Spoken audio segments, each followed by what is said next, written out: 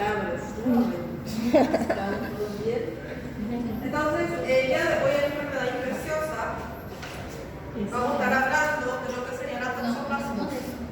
La toxoplasmosis es una enfermedad, una infección causada. Es una infección que va a ser causada por el parásito intracelular estricto. Siempre va a estar acometiendo lo que sería las células nucleadas de nuestro organismo, excepto los eritrocitos, porque los eritrocitos son células anucleadas. Entonces, por eso es que no vemos anemia en toxoplasma, porque no destruye los eritrocitos del organismo. Esa enfermedad entonces va a estar siendo causada por el parásito Toxoplasma gondii. Vemos que es una enfermedad aguda, pero en los pacientes que nacen ya, que tienen ya toxoplasmosis congénita, entonces van a ser de forma crónica, digamos así. Y vemos que es aguda porque es activa solo en su fase activa. Después, cuando el paciente ya tiene los anticuerpos, entonces ya no tiene los síntomas, excepto el paciente que ya nace con la toxoplasmosis, ¿verdad? Y vemos que infección aguda adquirida después del nacimiento. En nosotros, por ejemplo, nosotros después de la vida adulta, si nos infectamos con la enfermedad, entonces podemos estar desarrollando. Pero vemos que puede ser por la persistencia de ese parásito en nuestro organismo, entonces puede ser de forma crónica, porque van a estar presentándose en lo que sería en los tejidos de nuestro organismo. Es una enfermedad que va a estar siendo pasada, que va a ser transmitida a través de alimentos mal cocinados, especialmente de carnes crudas, carnes mal pasadas, el lavado incorrecto de las manos, frutas y verduras que están contaminadas también, porque veremos que este parásito vamos a estar encontrando en suelos contaminados, especialmente donde hubo feces de gato, heces del gato, porque el gato se conoce como el hospedador definitivo de la enfermedad, es donde sucede el ciclo sexual del parásito. Entonces, cuando el gato tiene la enfermedad, va a dejar sus heces. En esas heces yo voy a estar encontrando lo que serían los quistes. Generalmente, cuando esos gatos dejan lo que sería esas feces van a ser más peligrosos después de 2 a 3 días, porque es el periodo donde se maduran los quistes y producen lo que es la enfermedad. Por eso es que lo ideal es que se cambie día a día las caixas de areia de los gatinhos. Doutora, o que é quistes mesmo? Quistes como si fueran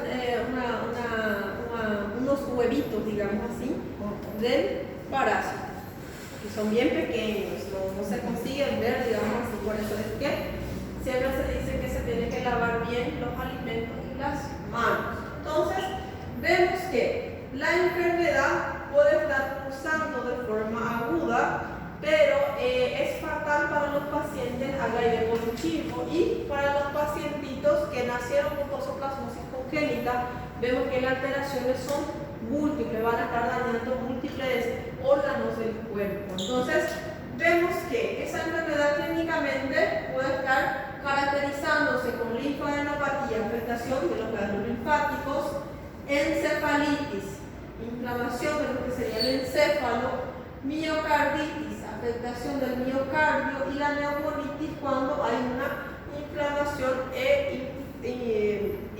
de lo que sería el pulmón del paciente. Entonces, en los pacientes que tienen inmunidad sana, que no tienen HIV ni nada, ni procesos de infección que acometan la inmunidad, entonces generalmente va a ser asintomático, pero algunas de las veces el paciente puede presentar el cuadro cuando tiene, por ejemplo, una disminución de su inmunidad. Por ejemplo, durante el embarazo puede presentar los ganglios linfáticos aumentados, durante las fases que disminuyen lo que es la inmunidad del paciente. Y vemos que en los pacientes recién nacidos enfermedad cuando se infectaron en la vía intrauterina. Entonces podemos ver que el acometimiento va a ser mucho más extenso. Cuando la madre enferma pasa lo que es la enfermedad, entonces vemos que al momento del nacimiento esos bebés generalmente son asintomáticos. Lo que llama la atención es que el pacientito va a estar presentando, va a estar lagrimeando, siempre lagrimea, no tem impulso nem nada, mas siempre va a estar lagrimejando esa crianza. Entonces, eso es lo que bastante llama la atención. Después de algunos días, semanas, el paciente puede estar presentando lo que serían muchos signos y síntomas, como por ejemplo la coreoretinitis. La coreoretinitis va a ser la afectación de la uvea y la retina del paciente. Entonces, ¿qué es uvea? uvea es la capa del ojo, donde es la capa encargada de llevar los vasos sanguíneos a nivel del ojo del paciente. Por isso Entonces, que ele lagrimeja. ¿eh? Por isso que ele fica lagrimejando. Porque afeta também a parte da retina, né? Juntamente vai estar afetando e por isso ele lagrimeia especialmente. Então, quando ele nasce, ele é assintomático, mas tem esse lagrimejamento, mas às vezes nem nasce com esse lagrimejamento, algunos así, algunos no. Y entonces, pero generalmente si no se trata, eso va a estar presente casi siempre, esa coreoretinitis. El pacientito puede nacer con estrabismo, ¿saben qué es estrabismo, no?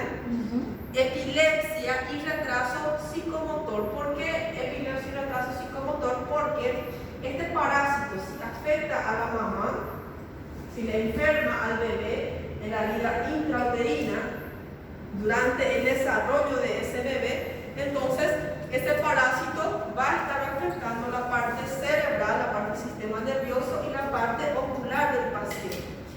Va a estar presentando el pacientito calcificaciones a nivel cerebral. Entonces, si tiene lesiones expansivas, esas calcificaciones crecen y van a estar presentando, se expande la lesión y van a estar presionando lo que sería muchas neuronas, muchas zonas de la corteza del cerebro del paciente. Por eso es que el paciente empieza a desarrollar epilepsia y también retraso psicomotor. Muchas veces hasta puede presentar retraso mental de esos pacientes cuando la enfermedad ya fue muy intensa durante el embarazo. Doutora, mas aí a criança não volta normal? No. Por eso es que la mujer embarazada en su primer control prenatal, nosotros tenemos que pedirle el TORCH, ¿verdad? El TORCH me va a estar viendo si la mamá tiene infección por toxoplasmosis, por rubeola, citomegalovirus, sífilis y lo que sería el herpes. Si mi paciente tiene positivo para toxoplasmosis, entonces yo ya hago su tratamiento para evitar que ese parásito afecte lo que es la criatura. Si el paciente tiene rubeola, entonces le hago yo su tratamiento de inmunización y todo más para que ese bebé no nazca con las secuelas, porque esas secuelas son complicaciones que el bebé ya va a desarrollar de por vida. Entonces, para prevenir todo eso, yo le hago su TORCH. Mas tem como, então, se a mãe contrair, não passar para o bebê? Sí, un tratamiento adecuado durante la gestación. Por eso es muy importante que la mamá haga su control prenatal. Siempre apunté ese TORCH porque si la mamá no se hizo su control prenatal, tiene una chance muy grande de desarrollar una toxoplasmosis. Y vemos que en los sujetos con función inmunitaria satisfecha, en los pacientes sanos que no tienen HIV, que no tienen ningún tipo de afectación en la parte de la inmunidad, entonces vemos que la enfermedad puede ser prácticamente una enfermedad aguda. Puede ser que el paciente sea asintomático, en algunos casos puede presentar coreoretinitis o una inflamación en la parte del ojo, y vemos que esta enfermedad va a ser transmitida a través de agua, alimentos contaminados, especialmente por lo que sería, como les dije, tiene 2 ciclos vitales y la enfermedad va a estar pasándose a lo que sería, puede estar afectando a aves, mamíferos, y vemos que tiene dos ciclos vitales claros. ¿Qué van a ser? La fase asexuada y la fase sexuada. La fase asexuada va a ser en el organismo del huésped transitorio, que vamos a hacer nosotros, las aves, lo que serían los ratones, los bovinos, los porcinos. Entonces, pero la fase sexual, que va a ser en el huésped definitivo, va a ser en los gatos, porque en el organismo de estos felinos es donde sucede la multiplicación sexual y también llega a su máxima maduración, digamos así, los quistes, para que se pase a través de persona a persona, de persona en persona, digamos así. Vemos que el gato, como huésped definitivo, entonces va a pasar la enfermedad para nosotros, para los animales, aves, para nosotros, a través de las heces contaminadas. Es como así que come un poco de gato. No pasa así exactamente. Veremos que cómo va a estar esas heces contaminadas, cómo llegan hasta nuestro organismo, a través de carne cruda o poco cocinada, a través de manipulación de lo que serían suelos contaminados. Por ejemplo, vamos a decir que justamente tenga un gatito que está con la enfermedad y justamente tiene una horta también. E esse gatinho de vez em quando vai pertinho da horta, cava ali, deixa sus heces. Chega uma chuva, todas esas fezes que estaban ali, todos los quistes van a ir parar en lo que serían las verduras. Si esa verdura yo no lavo de forma correcta, ou si eu for ali limpar o terreno ali da horta, entonces puede ser que esos quistes entren debajo de las uñas. No vemos esos quistes porque son microscópicos, y entonces en la hora que yo no lave bien la mano o no lave bien los alimentos, puedo estar consumiendo lo que serían los quistes de la enfermedad. Y también, por ejemplo, si yo cociné una carne contaminada o un alimento contaminado con los quistes, si yo corté pues esas placas, esos utensilios también se van a quedar contaminados y también sirven como, digamos así, una vía de transmisión. Todo eso entonces van a estar produciendo o van a estar sirviendo como unas vías de infección. A través de esas vías pasa la infección a una persona. Si esta persona, por ejemplo, puede también desarrollar la clínica a través de transfusión de sangre contaminada y también trasplante de órganos de personas con la toxoplasmosis. Una vez que le infecte a la paciente, si esta paciente no se hizo su control prenatal, puede estar pasando la enfermedad a su bebé, y ahí Só passa de mãe para filho. pasa. Não passa de pessoa para pessoa. No, de persona a persona no, porque generalmente nuestras heces y todo más no van a estar excretando, digamos así, los quistes activos. Por eso que un gato es el huésped definitivo, porque solamente a través de sus heces se consigue pasar los huevos activos, digamos así. Y vemos que pseudotrilogía entonces son capaces de estar infectando y replicándose en nuestro organismo, en todas las células de nuestro organismo, excepto los eritrocitos, porque son células anucleadas. Y vemos que va a estar afectando, tiene una mayor predisposición a estar causando daño a nivel muscular y también del sistema nervioso. Por eso que pasa a través de la carne bovina, porcina y todo más, porque afecta los músculos, ¿verdad? A través de los músculos, a través de esa carne contaminada, nosotros podemos estar infectándonos y desarrollando la enfermedad. Y el sistema nervioso, porque va a estar afectando, va a estar produciendo las calcificaciones, especialmente de los pacientes pediátrico, un paciente que nacieron, un paciente que tiene la enfermedad congénita. Dentro de la epidemiología, vemos que en las zonas áridas, cálidas, que van a ser, por ejemplo, en los lugares muy calientes, es poco probable que haya toxoplasmosis, no es que es imposible. Porque cuando hace mucho calor, esos quistes también no van a estar pudiendo desarrollarse, se destruyen. Entonces, en esa zona muy quente, por ejemplo, desde el Sahara, va a ser muy raro que haya caso de toxoplasmosis. Y va a haber con mayor frecuencia acá, por ejemplo, en nuestra zona tropical, hace calor, frío, llueve, entonces esta zona es más propicio para que la enfermedad se pueda estar, esos quistes puedan estar vivos y puedan estar acometiendo a las personas. Se uma criança, no caso, em relação a uns 5 anos, com uma imunidade não tão boa, ela se contamina e é demorado diagnosticar, pode dar todos esses tipos de problemas. Puede dar afectación con retinitis, puede dar neumonitis, pero no va a dar calcificaciones, porque para ter calcificação tinha que ter pegado doença durante o desenvolvimento do sistema nervoso. Pois, Mas aí, igual você falou sobre o HIV, quando tem HIV pode dar uma pneumonia e pode até morrer, né? morrer, sim. A criança também ou não? A criança, si tiene una inmunidad muy baja, ahí sí puede también fallecer la criatura. Pero, a no ser un paciente con leucemia, por ejemplo, ellos sí pueden tener complicaciones fatales.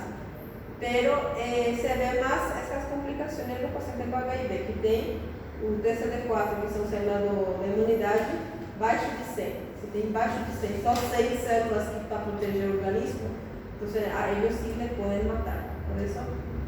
Por eso es que si el paciente con HIV no tiene toxoplasmosis, más de células TCD4, solamente 100 unidades, a gente já faz um tratamento profilático, preventivo, para ele, se ele tiver algum contato para não desarrollar la toxoplasmosis ou para que não seja tão fuerte la clínica, ¿verdad?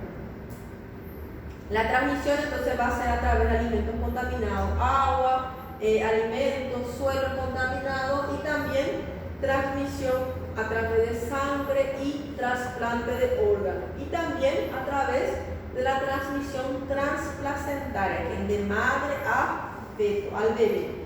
Y vemos que cuando ese bebé ya nace con la toxoplasmosis, a eso yo le voy a estar llamando de toxoplasmosis congénita, porque desarrolló durante la formación de este bebé. Entonces, toxoplasmosis congénita va a ser cuando el bebé durante la vida intrauterina, durante su formación, fue acometido, fue infectado, digamos así, y creció, y por eso, cuando está desenvolviendo las partes del sistema nervioso, el parásito fue y se aprofundó, digamos así, y empezó a infectar esa zona.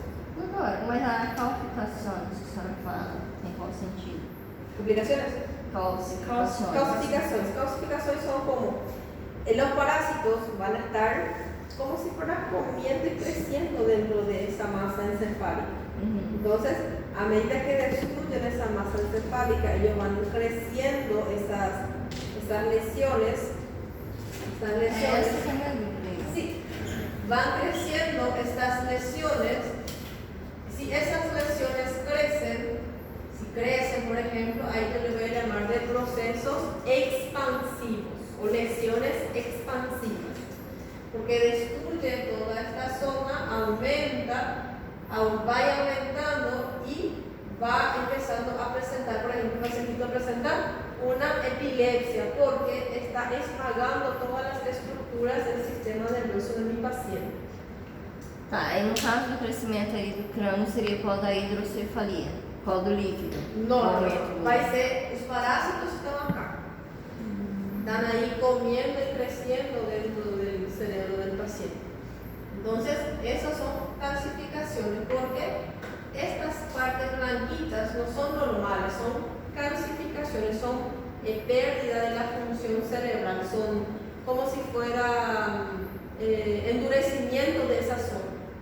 cerebral. Entonces, ese endurecimiento, si no se trata, va creciendo y va presentando más alteraciones a nivel psicomotor. Por eso el paciente tiene el retraso psicomotor, por eso tiene estrabismo, porque también afecta los nervios oculares del paciente, el globo ocular, y en la vida adulta presenta ceguera, porque estos bichinhos, digamos así, de esa manera calcificado, también puede estar presente acá en la vista del paciente. Entonces, a medida que crece el paciente, va aumentando esta lesión hasta que o paciente deja de enxergar. Mas como a gente estava falando, na vida adulta ele pode ter a cegueira, né? Mas não tem um tratamento?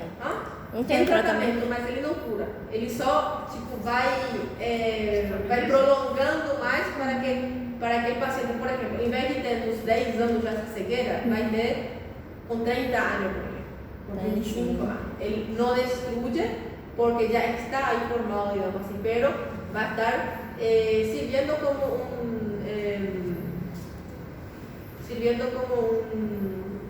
no elimina totalmente, no elimina totalmente, pero sí, va a aumentar, va a disminuir, digamos así, la evolución de la enfermedad, va a estar retardando. Depois pega toda essa plasmose congênita, não tem cura. Congénita no, porque vemos que las complicaciones son estas. Los pacientes sanos que no tienen una afectación a nivel inmunitaria, asintomáticos. Pero los pacientes que ya nacen con alteraciones, entonces el pacientito puede presentar una hidrocefalia.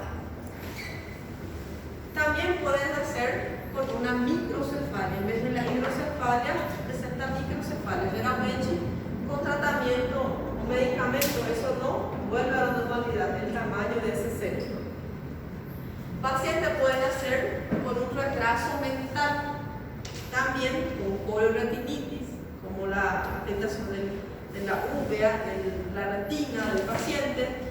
Falla multiorgánica puede estar afectando el ojo del paciente, la parte cerebral y otros órganos más, por ejemplo, la parte de los pulmones del paciente, los riñones pueden estar acometidos también, y muchas de las veces la mujer no llega a evoluir, el embarazo no llega a su término, porque la paciente tiene una muerte fetal intrauterina. Mesmo com tratamento, doutora?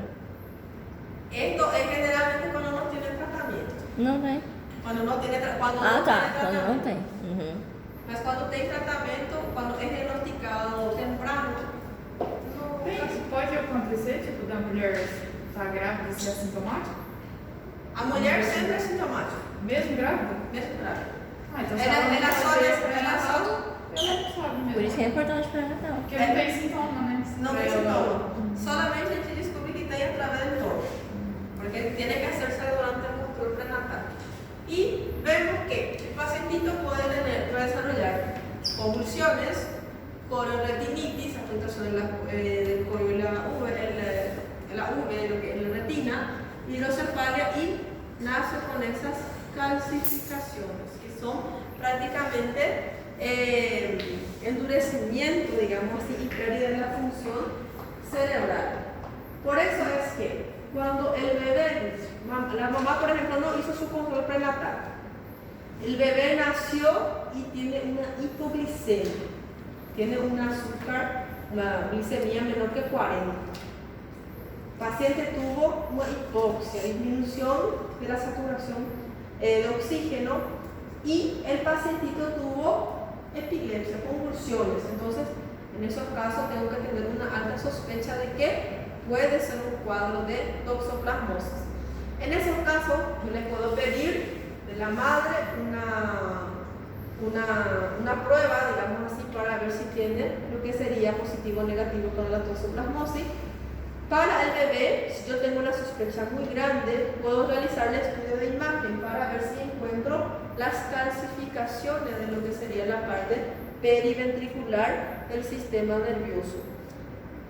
Después tenemos en los pacientes que tienen la inmunidad competente, la inmunidad sana, la mayoría de las veces va a ser asintomática, pero cuando aparecen los síntomas pueden ser una linfadenopatía cervical, una linfadenopatía clavicular, inguinal, mediastínica, y vemos que el paciente puede presentar una linfadenopatía con cefalea, malestar, fatiga y fiebre. Como podemos ver, nada fuera, parece que es como si fuera muchas veces, pegou chuva, é uma gripe, por isso que falamos que tinha uma gripe, certo é isso também. No damos mucha importancia a esa linfadenopatía porque muchas veces es muy poco o casi no encontramos o ni buscamos, ¿verdad? Cefalea, dolor de cabeza, malestar, fatiga, fiebre. Entonces, si voy a tomar un paracetamol, una dipirona, mañana estoy muy bien, ¿verdad? Entonces, por culpa de eso, de esos síntomas tan leves, tan vagos, muchas veces no vamos a consultar, entonces por eso no nos diagnosticamos. Y hasta si me llega un paciente así, generalmente yo le voy a pedir, por ejemplo, le voy a pasar los medicamentos empíricos, le puedo pedir un hemograma o tipo otros estudios, pero casi nunca se piensa en una toxoplasmosis, ¿verdad? Pero como en un paciente adulto no va a producir tantas complicaciones, por eso siempre no nos recordamos de la toxoplasma. Menos frecuente de encontrar mialgia, dolor de garganta, exantemas, maculopapulares y también meningoencefalitis. La meningoencefalitis es la inflamación de la meninge y del encéfalo y confusión mental, pero todo eso es menos frecuente, casi nunca se ve en el paciente. ¿Cuáles son las complicaciones que ese paciente sano puede desarrollar? Una neumonía, muchas veces hasta esa alteración de la conciencia, fiebre, ya nos quedamos preguntando al paciente si tuvo catarro, todo eso, si tiene tos, para ver si no es luego ya una neumonía. Bueno, las complicaciones que él puede presentar, el paciente puede presentar neumonía, miocarditis, inflamación del miocardio, inflamación del encéfalo. Esta encefalopatía vemos que es una inflamación del encéfalo, daño o afectación a nivel neuronal causado por aumento exagerado de toxinas que van a estar afectando el paciente. El paciente puede tener como complicación también una pericarditis, que es una inflamación del pericardio, y una polimiositis, que va a ser una inflamación a nivel muscular del paciente. Ya en los pacientes que tienen que son inmunodeprimidos, pacientes HIV positivo, por ejemplo, ¿cuáles son las manifestaciones que el paciente va a estar presentando? Puede presentar una encefalitis, inflamación del encéfalo, encefalopatía, inflamación con daño neuronal, meningoencefalitis, una inflamación de la meninge, del encéfalo, lesiones expansivas que van a ser eso como si fueran unos tumores, como vimos en esa tomografía. Vemos que esas lesiones crecen y van a estar expandiéndose y van a estar comprimiendo la parte encefálica. Eso va a llevar, si yo tengo, por eso es que los pacientes que tienen tumor a nivel cerebral a veces van a presentar afectaciones de los pares craneales. El paciente muchas veces presenta alteración del estado mental. El paciente por causa de esa infección tiene fiebre, convulsiones, cefalea y también signos neurológicos focales, como por ejemplo deficiencia motora. Comprimiu justamente a parte da corteza que é responsável pelo movimento de los miembros superiores. Entonces, el paciente no consigue movimentar porque hay algo que le está bloqueando o que está creciendo y comprimiendo lo que sería esta parte de la corteza. El paciente puede presentar parálisis de pares craneales. A veces el paciente tiene esa lesión expansiva. Cuando esa lesión se expande, comprime las estructuras. Si comprime, por ejemplo, los nervios craneales de la fascia, muchas veces el paciente se levanta, parece que tuvo un derrame, parece que tuvo un ABC.